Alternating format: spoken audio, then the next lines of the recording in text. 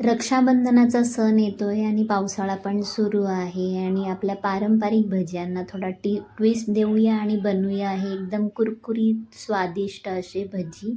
पण याच्यासाठी आपण ज्या पण गोष्टी वापरणार आहोत त्या घरच्याच असतील आणि आपल्याला फक्त बेबी कॉर्न आणायचे आहेत आणि बेबी कॉर्नला आपण कसं कापायचं ते पण सांगणार आहे आणि सेम फ्रेंच फ्राईजसारखं दिसतं. नाहीतर मिरचींची भजी तुम्ही बघू शकता तसे पण असतात, पण आपले हे फ्रेंच फ्राईज नाही आहेत.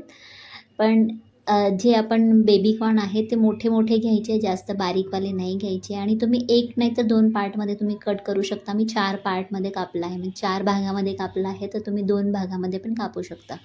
पण कापताना थोडंसं काळजी घ्यावी लागेल, की थोडेसे नाजूक असतात बेबी कॉर्न आणि एकदम छान असे लागतात आणि तुम्ही फ्रेंच फ्राईज वगैरे विसरून जाल. मुलांना पण खाण्यासाठी फार आवडेल. आतून सॉफ्ट आहेत आणि वरून एकदम कुरकुरीत झालेले आणि नक्की करून बघा. रेसिपी कशी वाटली कमेंट करून जरूर सांगा आणि तुमच्या भावाला आवडत असतील भजी तर नक्की बनवून करून खाऊ घाला आणि मला कमेंट करून जरूर सांगा. तर आपण आता 4 भागामध्ये त्याला कापले आहेत. सगळे असे कापून झाले. आपल्याला ह्याला उकड वगैरे काही घ्यायची नाही आहे. साफ स्वच्छ धुवून घ्यायचं आहे आणि असंच कापून घ्यायचं आहे. आणि आता आपण एक भांडं घेतो आहे, त्याच्यामध्ये बेसन घेतो आहे.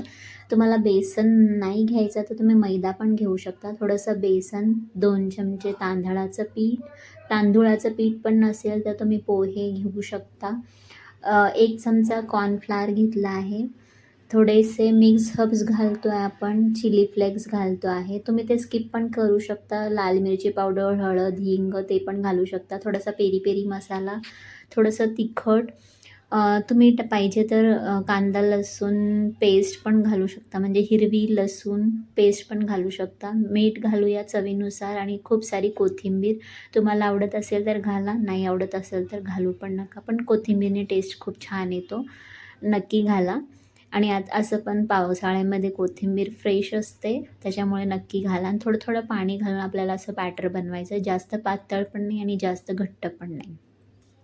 आता आपण बनवणार आहोत पोहा क्रम्स, म्हणजे पोह्याला आपल्याला मिक्सरमध्ये काढून घ्यायचं आहे. 2 मूठ मी पोहे घेतले आहेत. तुम्ही पाहिजे तर ब्रेड क्रम्स पण घेऊ शकता, पण सगळ्यांकडे अवेलेबल असतं असं नाही, म्हणून आपण पोहे क्रम्स घेऊया. आणि ते एकदम आपल्या घरी सगळ्यांचे अवेलेबल असतं म्हणून म्हणजे अवेलेबल असतं. तर आता आपले जे बेबीकॉर्न आपण कट केले आहेत त्याला या आपल्या बॅटरमध्ये डीप करायचं आहे, म्हणजे बॅटरमध्ये घालायचं आहे. फोकनेस करा म्हणजे काढताना सोपं जाईल आणि त्याच्यामध्ये काढून आपल्या जे आपण पोह्याचे क्रम्स बनवले आहेत त्याच्यामध्ये आपल्याला त्याला डीप करायचं आहे आणि त्याच्यावरून आपण चांगलं असं त्याला मिक्स करून घ्यायचं आहे, घोळून घ्यायचं आहे. ती प्रोसेस हाताने करू नका, कारण की हातालाच आपल्याला ते आपलं बेसनचं जे बॅटर आहे आपल्या हातालाच लागेल. म्हणून चमच्यानेच करा आणि चमच्यानेच त्याला जे आपण पोह्याचे म्हणजे आपण जास्त बारीक नाही, थोडंसं जाडसर ठेवलं आहे मी जे पोहे.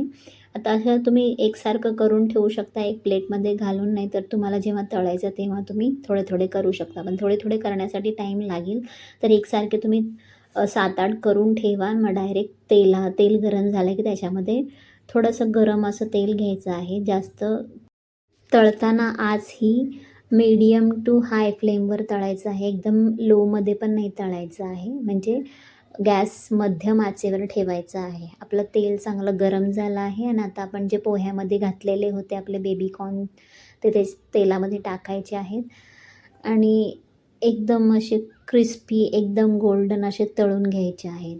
तुम्हाला ही रेसिपी कशी वाटली कमेंट करून जरूर सांगा. मी जसं सांगितलं की तुम्हाला बेसन नाही वापरायचं तर तुम्ही मैदा वापरू शकता. सेम असं मंचुरियनसारखी टेस्ट येईल खाताना तुम्हाला. आणि तुमच्याकडे समजा चिली फ्लेक्स अवेलेबल नाही आहे तर तुम्ही हिरवी मिरची पण घालू शकता. असे एकदम मस्त क्रिस्पी तळून घ्यायचे, वरून कोथिंबीर घालायची आहे. मी सांगते सॉस, चटणी कशाची पण जरूरत नाही पडणार. असेच खायला खूप छान वाटतात. मी तर असेच खाल्ले. भेटूया आपल्या नवीन रेसिपी बरोबर. तोपर्यंत धन्यवाद.